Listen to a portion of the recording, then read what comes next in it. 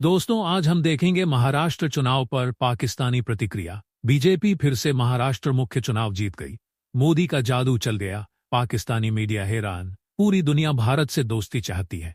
Pakistani media सोच रहा है हर जगह मोदी ही है। मोदी साहब ने एक और बिग विक्ट्री हासिल की है। कहा जा रहा है कि landslide victory for prime minister Narendra Modi party. और मोदी साहब के जो मोदी साहब की हाइट इज इंक्रीजिंग। लेकिन एक क्वेश्चन आता है कि भाई इतना कैसे नरेंद्र मोदी कैसे ये कर लेते हैं। ठीक है, सो मुझे जो चीजें लगती हैं उसमें सबसे पहले सारी बात है, लीडरशिप इंपॉर्टेंट होती है। मोदी साहब का एक पर्सनल करिश्मा है। आपने देखिए कि अगर कोई भी स्टेज आपको जीतना है तो आपको एक टावरिंग लीडर चाहिए। टावरिंग लीडर चाहिए नरेंद्र मोदी और अमित शाह जैसे। लोकल लीडरशिप एक चाहिए देवेंद्र फडणवीस जैसे। आरएसएस का ऑर्गेनाइजेशनल फ्रेमवर्क भी चाहिए।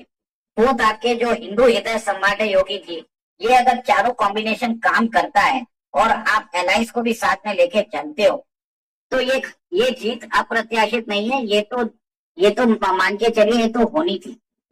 इस ऐतिहासिक विजय के लिए इसका श्रेय आदरणीय श्री नरेंद्र मोदी जी के नेतृत्व को, उनके मार्गदर्शन को जाता है। और ये आप जानते हैं कि उत्तर प्रदेश के चीफ मिनिस्टर हैं योगी आदित्यनाथ। वो हम जानते हैं कि एक बड़े कट्टर हिंदू हैं।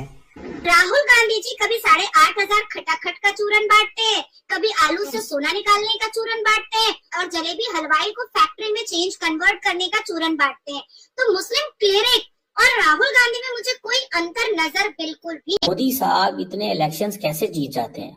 अब महाराष्ट्र और झारखंड के अंदर जो इलेक्शंस हो रहे थे उसमें महाराष्ट्र में तो उनका जो महायुति जो अलायंस था वो दोबारा जीत गया है। और आपको पता है Maharashtra is very important state और वहाँ पे हुकूमत होना that means a lot, first thing. Second thing ये है कि over the period of time Narendra Modi ने जो एक थ्योरी होती थी इनकम्बेंसी फैक्टर, उसको ख़त्म कर दिया।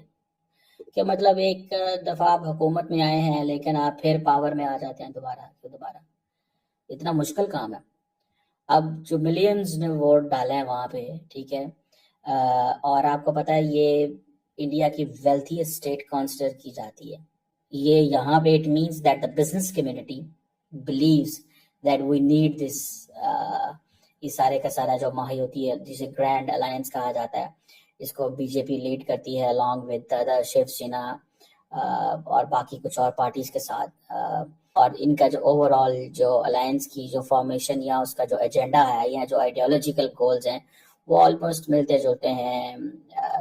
डेवलपमेंट है, एक जो हिंदू जो जिसे कहते हैं ना मेजॉरिटेरियन जो सोच है वो मौजूद है वहाँ के अंदर। लेकिन एक क्वेश्चन आता है कि भाई इतना कैसे नरेंद्र मोदी कैसे ये कर लेते हैं।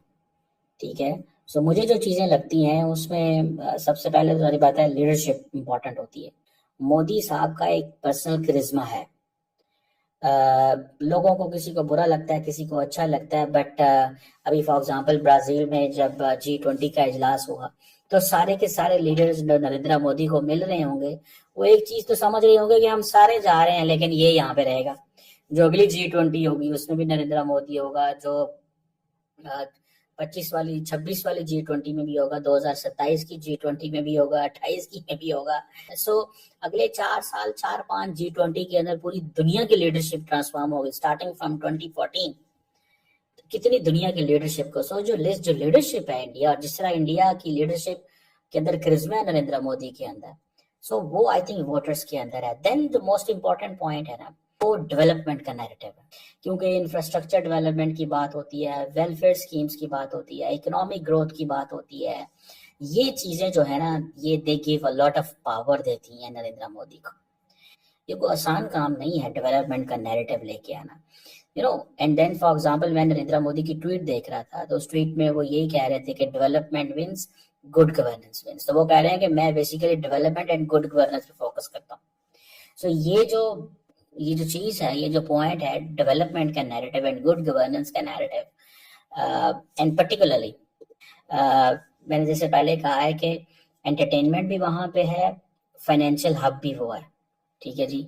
और एक कोलिशन भी चला रहा है उसको, और एक वो जिसे कहते हैं ना, एक हिंदू नेशनलिस्ट पार्टी का कॉन्टिन्यूसली जीतना, इट मीन्स दैट वहां पे जो लोग हैं they got sync with this idea.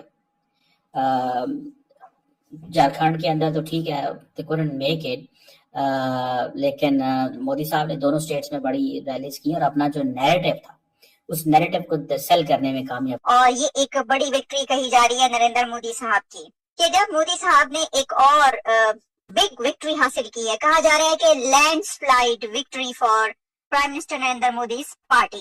Prime Minister Narendra Modi's ruling alliance won an election in Maharashtra by a wide margin. अच्छा, मैं देख रही थी कि पूरी दुनिया के मीडिया ने ये खबर नशर की। इंडिया के अंदर की खबर है, उनके इलेक्शंस की वो वाली खबर है, जो ऐसा मेरा नहीं ख्याल कि इतनी बड़ी खबर जो है वो कोई बनती है। इलेक्शन तो ठीक है, वो एक फेस्टिवल कहा गया, लेकिन ये वाली खबरें भी मैंने इसको सर्च किया तो मुझे एबीसी में ये न्यूज मिली, और एबीसी ने भी इसको जो है वो पब्लिश किया है। एबीसी न्यूज जो कि अमेरिका का है, और उसमें उनका कहना ये है कि मोदी's party for victory in Maharashtra state elections in politically significant Maharashtra, while the opposition won Jharkhand, and polling in the two states are seen as the test of exactly।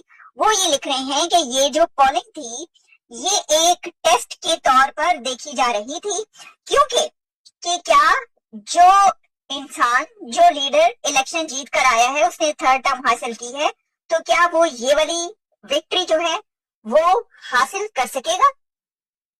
तो मीडिया इसको ऐसे लिख रहा है कि ये एक टेस्ट था मोदी साहब के लिए, मोदी पॉपुलैरिटी, और मोदी साहब अपनी पॉपुलैरिटी का ये जो टेस्ट है ना भाई, ये जीत गए और बड़े वो